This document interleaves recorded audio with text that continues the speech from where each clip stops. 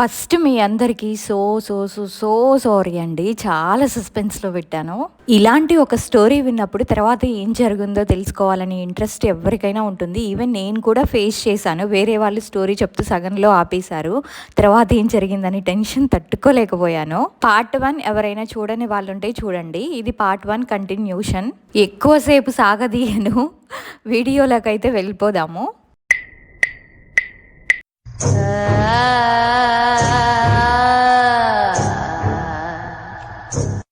వద్దు, ఈ బుక్ తీసే ఇక్కడి నుంచి, నువ్వు ఆ బుక్ చదవద్దు, నువ్వు నన్నేం చెయ్యొద్దు, నేను చెప్తాను నేనెవరిను అని ఆ దయ్యం తన గురించి చెప్పడం మొదలుపెట్టింది. నాకు మొదటి కాన్పుకి మగబిడ్డ పుట్టాడు, రెండవసారి నేను తల్లిని కాబోతున్నాను. స్కానింగ్ లో తెలిసిన విషయం ఏంటంటే పుట్టేది ఆడపిల్లని. ఈ విషయం తెలుసుకున్న మా అత్తయ్య ఆడపిల్ల ఎందుకు, అబార్షన్ చేయించుకో అని చాలా సార్లు నాతో చెప్పింది. అయినా నేను వినకపోయేసరికి డెలివరీ అప్పుడు నన్ను హాస్పిటల్ కి తీసుకెళ్లారు. అక్కడున్న నర్సుతో మా అత్తయ్య మాట్లాడడం నేను విన్నాను. ఆడపిల్ల ఎందుకు, అబార్షన్ చేయండి, మాకొద్దు అని. ఆ తర్వాత ఆ నర్స్ వచ్చి నాకు ఇంజెక్షన్ చేసింది. డెలివరీ అవ్వలేదు సరికదా, కడుపులో ఉన్న బిడ్డతో సహా నేను కూడా చనిపోయాను. దీనంతటికి కారణం ఎవరో తెలుసా? నా అత్తయ్య, నా భర్త ఇద్దరూ కలిసే ఈ పని చేశారు. నేను ఇద్దరిని వదిలిపెట్టను. నా బిడ్డను కూడా నా కడుపులో నుంచి బయటికి తీయలేదు, అలానే ఉంచేశారు. మా ఫ్యామిలీ మెంబర్స్ కూడా అలాగే తీసుకెళ్లి నన్ను సమాధిలో పెట్టేశారు. నా బాడీని కూడా కాల్చలేదు, అలాగే తీసుకెళ్లి పాతి పెట్టేశారు అని ఆ దయ్యం చెప్పగానే గురువు గారు మా అమ్మ దగ్గరికి వెళ్ళి, ఇలా మీ ఊళ్ళో ఎవరైనా కడుపుతో ఉన్న వాళ్ళు చనిపోయారా అని అడిగారు.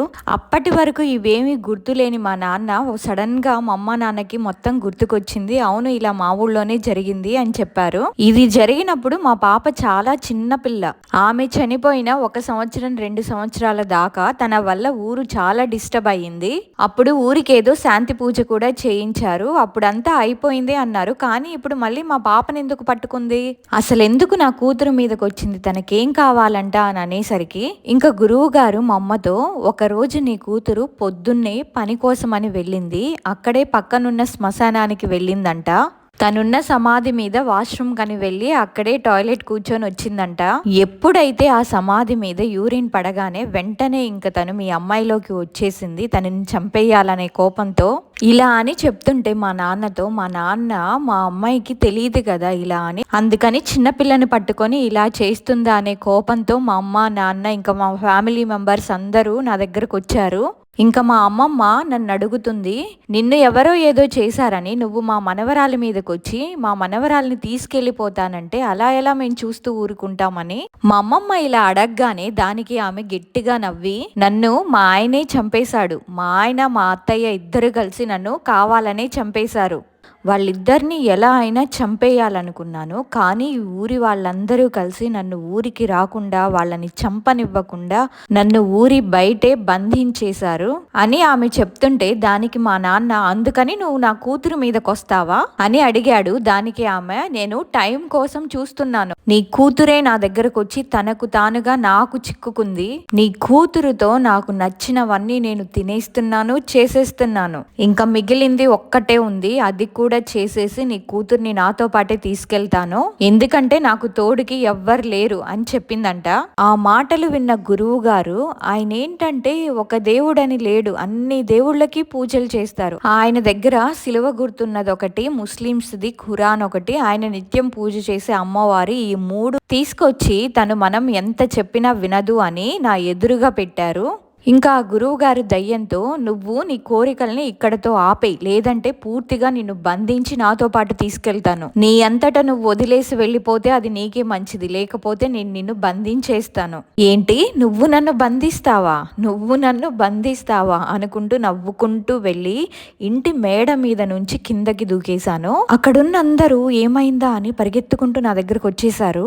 కింద పడ్డగానే కాళ్ళు చేతులు మొత్తం గాయాలు, రక్తం కారుతుంది, పైకి లెగవలేకపోతున్నాను. ఇంకా మా అమ్మని చూస్తూ గట్టిగా అరుస్తున్నాను, అమ్మా లెగవలేకపోతున్నానమ్మా, రా వచ్చి నన్ను హాస్పిటల్ కి తీసుకెళ్ళమ్మా అని అరుస్తున్నానంట.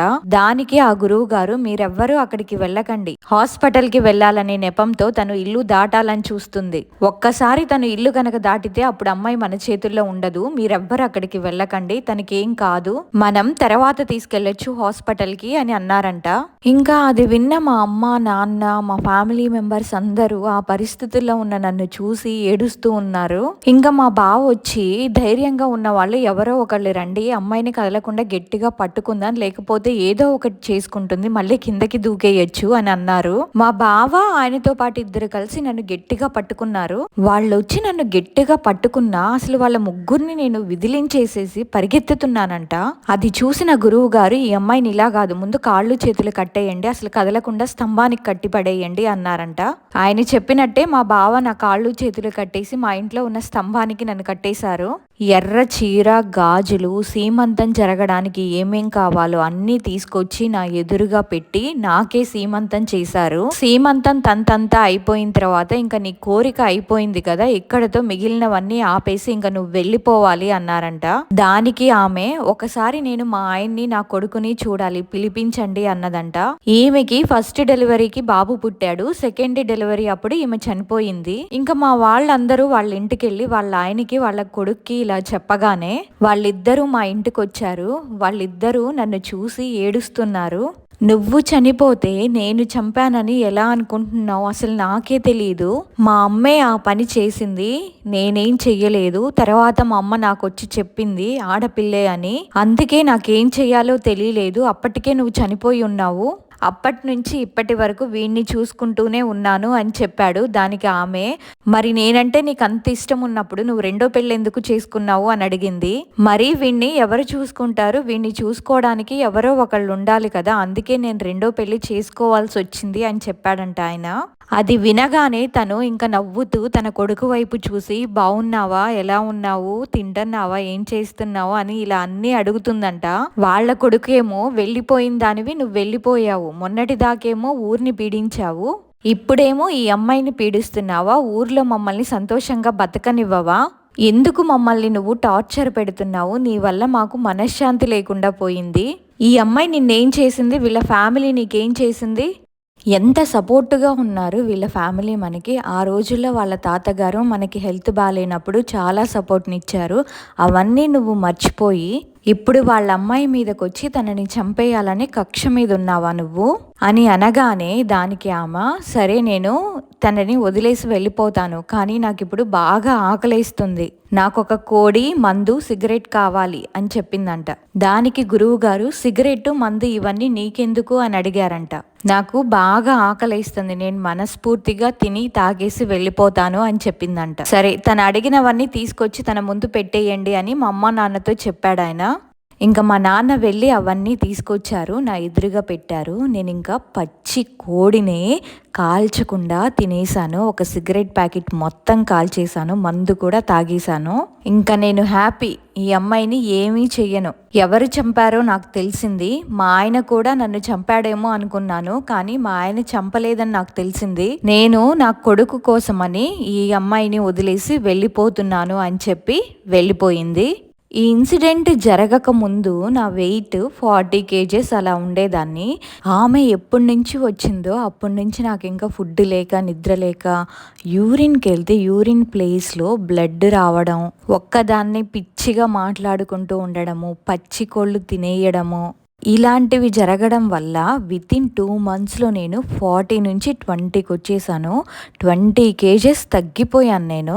నా ఒళ్ళంతా స్క్రాచెస్ ఉన్నాయి. తను వెళ్ళిపోయిన తర్వాత మా అమ్మ నన్ను హాస్పిటల్కి తీసుకెళ్ళడం, అవి కొంచెం కొంచెం మానుతూ రావడం అలా జరిగింది. నాకు క్యూర్ అయిన తర్వాత మా అమ్మని నేను అడిగాను, ఎందుకమ్మా నా ఒళ్ళంతా స్క్రాచెస్ ఉన్నాయి, బాడీ పెయిన్స్ చాలా ఉన్నాయి, ఎవరో నా ఒంటి మీద రక్కేసినట్టు గీతలు ఉన్నాయి, ఆ టైంలో నేను స్మోక్ చేసినప్పుడు ఆ సిగరెట్తో నా ఒంటి మీద నేనే కాల్చుకున్నానంట, ఆ మచ్చలు కూడా ఉన్నాయి. ఇవన్నీ నేను మా అమ్మని అడిగితే దానికి మా అమ్మ ఏమీ చెప్పలేదు, మనం పనికి వెళ్తాం కదా, దానివల్ల నీకు అలా అయ్యి ఉంటుందిలే అని మాట దాటేసింది. ఆ టైంలో నాకెవ్వరూ ఏమీ చెప్పలేదు ఇలా జరిగిందని, అంతా దాచిపెట్టారు. ఒక 1 month అయిపోయిన తర్వాత మా అమ్మమ్మ అంతా నాతో చెప్పింది, నీకు ఇలా ఇలా జరిగింది అని. అప్పటి నుంచి మా అమ్మ పనికి కాదు కదా సముద్రానికి కూడా వెళ్ళనివ్వదు, ఎందుకంటే సముద్రానికి దగ్గరగానే ఆమె సమాధి ఉన్నది. గురువు గారు వెళ్ళిపోతూ మా అమ్మతో ఇలా చెప్పారంట, 1 సంవత్సరం వరకు అమ్మాయిని చనిపోయిన వాళ్ళ ఇంటికి కానీ, కీడు ఉన్న వాళ్ళ ఇంటికి కానీ వెళ్ళనివ్వకండి, మెయిన్గా చనిపోయిన వాళ్ళ ఇంటికి అస్సలు వెళ్ళకూడదు. వాళ్ళు కూడా ఎట్టి పరిస్థితుల్లోనూ ఇంట్లోకి రాకూడదు. నేను తనకి ఒక బ్రాస్లైట్ ఇస్తాను, అది మణితో ఉంటుంది, అది ఎప్పుడు తన చేతికే ఉండాలి. ఎట్టి పరిస్థితుల్లోనూ దాన్ని తీయకూడదు, ఎందుకంటే 3-4 నెలల వరకు అది వెయిట్ చేస్తూనే ఉంటుంది మీ అమ్మాయి ఎప్పుడు దొరుకుతుందా అని. అందుకే దాన్ని తీయద్దు, అలాగే ఉంచండి అని చెప్పి వెళ్ళిపోతారంట. ఇంతకీ ఇప్పుడు వచ్చిన ఆ గురువు గారు ఎవరో తెలుసా? అంతకుముందు ఆ దయ్యాన్ని పూజలు చేసి ఊరి నుండి బయటకి బంధించేసిన ఆయన కొడుకే ఈ గురువుగారు. వాళ్ళ నాన్నగారు చనిపోవడంతో మళ్ళీ ఈ అమ్మాయి దగ్గరికి తను వచ్చారు. ఆ గురువుగారు వచ్చినప్పుడు వాళ్ళ ఇంట్లో వాళ్ళ మీద చాలా కోపడ్డారు. వాళ్ళకి అప్పుడే చెప్పాం కదా తనకి జరగాల్సిన కార్యక్రమాలన్నీ చెయ్యమని, పట్టించుకోకుండా ఏమీ చేయకుండా వదిలేశారు. అసలు ఏం మనుషులో వాళ్ళు, వీళ్ళు అలా చేసినంత వరకు ఆమె వస్తూనే ఉంటుంది అని చాలా కోపడ్డారు. మొత్తానికి గురువుగారు దయ్యాన్ని వదిలించేసి బ్రేస్లెట్ని ఇచ్చి వెళ్ళిపోయారు. ఆయన ఇచ్చిన దాన్ని చేతికి కట్టుకొని అలాగే నేను 1 ఇయర్ వరకు ఉన్నాను. ఇంకా ఆ కళ కూడా ఎప్పుడూ నాకు రాలేదు. 3 నెలల తర్వాత మళ్ళీ నార్మల్గా నేను కాలేజీకి వెళ్ళిపోయాను. నేను కాలేజ్కి వెళ్ళినప్పుడు దగ్గర నుంచి అప్పటి నుంచి నేను ప్రశాంతంగా తినడము, కంటి నిండా నిద్రపోవడము, ఏదో తెలియని హ్యాపీనెస్ ఇంకా నా లోపలికి వచ్చేసింది. అమ్మయ్య, నేను ఇంకా రిలీఫ్ అయిపోయాను అనిపించింది. నేను ఇంకప్పుడు చాలా హ్యాపీగా ఉండేదాన్ని, తినడము, నిద్రపోవడము, నా పని నేను చేసుకోవడం, మొత్తానికి హ్యాపీ ఎండింగ్. ఇదే అక్క నా స్టోరీ. Thank you. నా స్టోరీ విన్నందుకు నేను వెయిట్ చేస్తూ ఉంటాను మీరు యూట్యూబ్లో సెండ్ చేయడానికని. నేను చూస్తాను. So thank you so much అక్క. నేను స్టోరీలో ఒక పాయింట్ చెప్పడం మిస్ చేశాను. పార్ట్ 1లో ఏంటంటే విలేజ్లో సీసీటీవీ ఎలా వచ్చింది అని అడిగారు.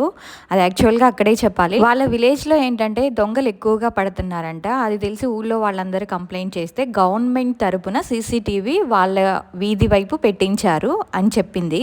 ఇంకొన్ని కమెంట్స్ చూసాను నేను, వ్యూస్ కోసం మీరే స్టోరీస్ క్రియేట్ చేసుకొని చెప్తున్నారు, అందుకనే నేను ప్రూఫ్ కోసం తన వాయిస్ రికార్డ్ని కూడా లాస్ట్లో యాడ్ చేయాల్సి వచ్చింది. యాక్చువల్గా వీళ్ళ కోసమే నేను యాడ్ చేసిన. ఈ నెగిటివ్ మైండ్ ఉన్న వాళ్ళు ఏంటంటే వీడియో మొత్తం కంప్లీట్గా చూడరు, మధ్యలోనే ఆపేసి జడ్జిమెంట్ చేస్తూ ఉంటారు. సరే, వాళ్ళ మైండ్ సెట్ అంతే అని వదిలేయడం తప్ప చేసేదేం లేదు. సో అదండి ఈ వీక్ స్టోరీ వచ్చేసి. మొత్తానికి హ్యాపీ ఎండింగ్ అయితే వచ్చింది. ఈ స్టోరీలో ఆ దయ్యం పగ న్యాయమైనదే, కానీ ఆమె ఎంచుకున్న వ్యక్తి కరెక్ట్ కాదు. వెళ్ళి వాళ్ళ అత్తయ్య ఒంట్లోనే దూరి ఆమె నాన్న ఇబ్బంది పెట్టాల్సింది. ఎందుకంటే ఆమె కూడా ఒక ఆడదే కదా. వాళ్ళమ్మ వద్దు అనుకుంటే ఈమె భూమి మీదకి వచ్చేది కాదు. ఈవెన్ ఈ రోజుల్లో కూడా ఇలా చూసే వాళ్ళు ఉన్నారు, మాకు అబ్బాయే పుట్టాలి, అబ్బాయే కావాలి, మనవడే వారసుడుగా ఉండాలి అని. నేనేం చెప్తున్నానంటే ఆడపిల్లే అని తక్కువగా చూడకండి. రేపు పొద్దున మీ మొహాన ఒక ముద్ద పడేసేది ఆడపిల్లే. ఇదండి ఈ వీక్ స్టోరీ వచ్చేసి. నెక్స్ట్ వీక్ నుంచి నేను వీక్లో 2 days హారర్ స్టోరీస్ పోస్ట్ చేద్దాం అనుకుంటున్నాను. బుధవారం ఒకరోజు, ఆదివారం ఒకరోజు. ఈ వీడియో చూసాక మీకు ఎలా అనిపించిందో కమెంట్ చేయండి. అలాగే వీడియో నచ్చితే తప్పకుండా ఒక లైక్ చేయండి. అలాగే మీ లైఫ్లో కూడా ఏదైనా రియల్ హారర్ ఇన్సిడెంట్స్ జరిగుంటే అది మా ఛానల్లో మాతో షేర్ చేసుకోవాలని మీకు అనిపిస్తే నాకు ఇన్స్టాలో మెసేజ్ చేయండి. మరొక హారర్ స్టోరీతో ఈ బుధవారం, కుదిరితే ఈ బుధవారమే మళ్ళీ కలుద్దాం. Bye bye.